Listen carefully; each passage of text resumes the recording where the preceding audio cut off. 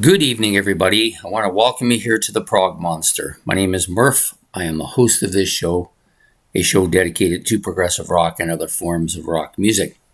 So we're here tonight to do an episode of What's New, and it's going to be a little bit late. I got in late from where I had to go, and I am pretty tired, but I want to get it done.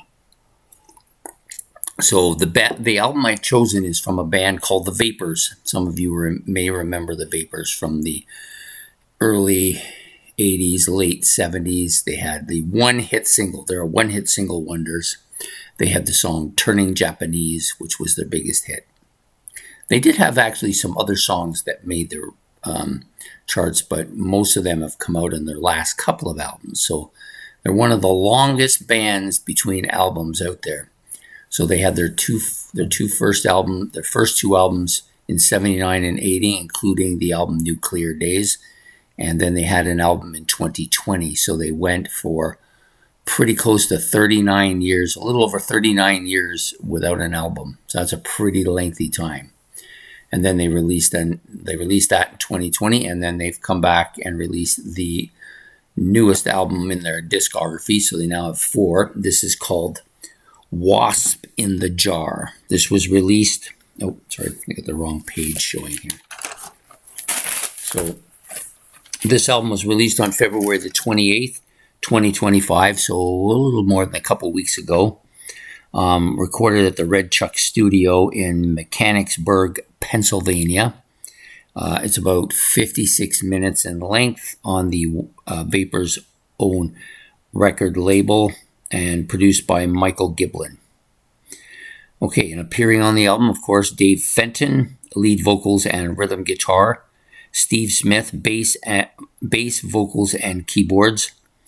Michael Bowes joining them for drums and percussion. And Danny Fenton, I believe he's the son of Steve Fenton, on guitars and vocals. And I think he does all the lead stuff, although it does not really indicate that. Also, Michael Giblin does play some keyboards here as well.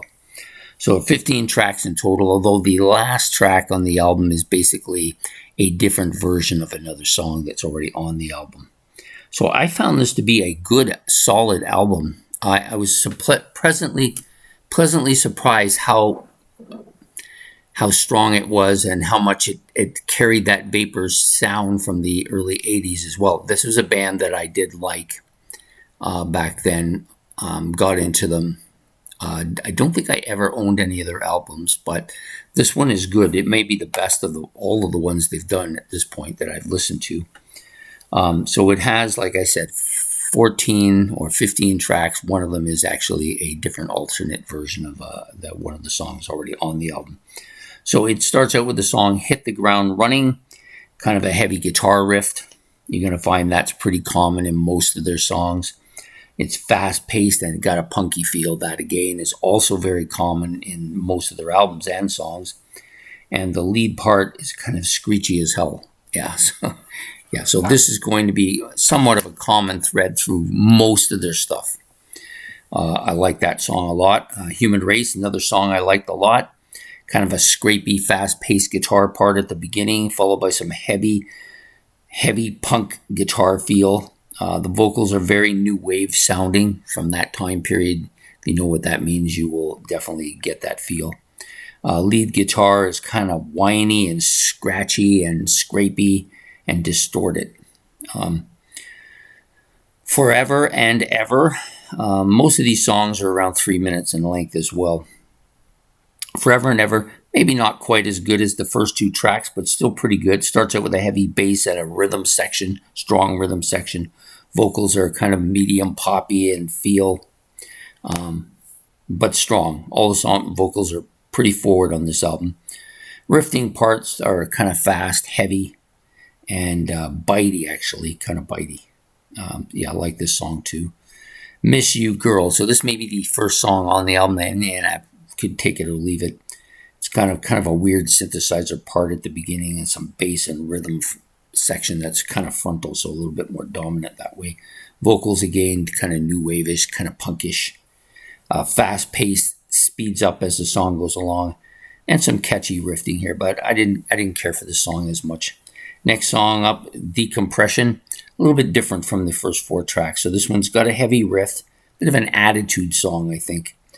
It's got this kind of crotchy guitar sound, very sharp notes, punky, and the vocals are also kind of punky as well. I didn't mind this track. It was a little better than the previous one.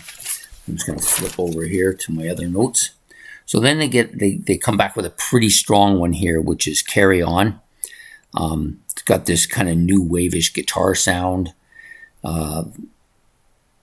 This is maybe the song that most reminds me of Nuclear Days. Very, very similar style. Heavy and catchy guitar riffs and hooks throughout this song. The vocals are a bit more straightforward, not as punky or raspy, if you want, but still a solid song. Non-stop radio, another decent track on here. Got some heavy guitar opening, followed by some really scrappy guitar being played, and almost like he's beating on the guitar a little bit. Vocals are very power punkish. Yeah, very good, decent song. So the next 3 tracks, not as crazy about any of these. I'll give a little bit of a feel for them.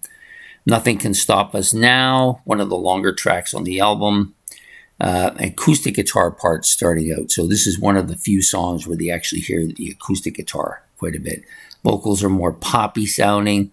Heavy guitar riffs towards the end of the song. I didn't care for it that much. The Words, which is the next track, another catchy, heavy, poppy riff. Vocals are kind of a little bit new wave-ish and got that really poppy sound to it. Another song, I didn't really care much for it. Look Away Now, this is maybe the last track on the album that I didn't care much for. Drum part with some key background to open. The tone is down a little bit on this particular song. Vocals are a lot more poppy, so I didn't care for it as much. I find I like my Vapors with attitude, punkish sounding, scrapey, real kind of power popish. That's the way I like them.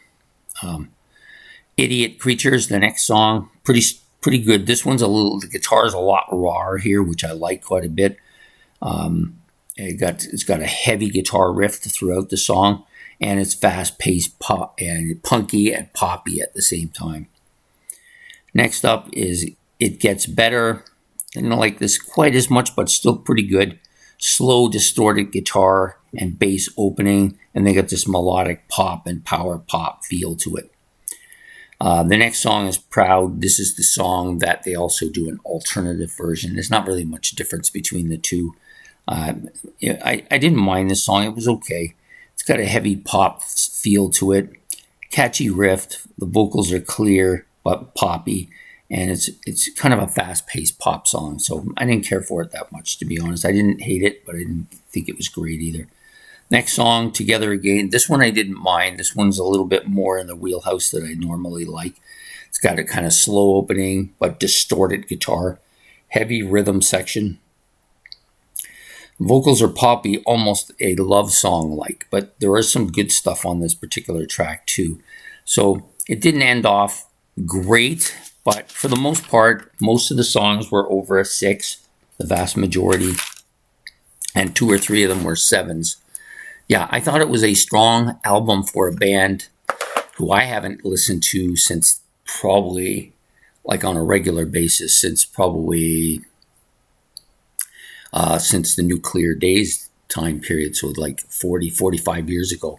But I found that that energy was still there, the punky feel was still there, the fast-pacedness to it, catchy lyrics, and the vocals were strong. So overall, I thought it was a great album.